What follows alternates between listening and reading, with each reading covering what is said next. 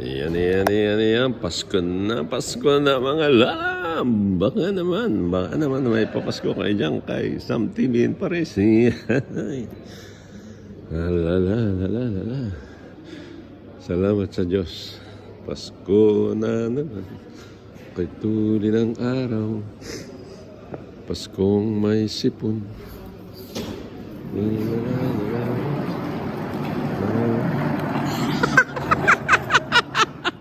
Si Salu, kasama pa. Si Philip, yung aking kasama. Mabait yan. Salamat sa Diyos sa buhay mo, Philip. Yan. Pasko na naman. Pasko na naman muli.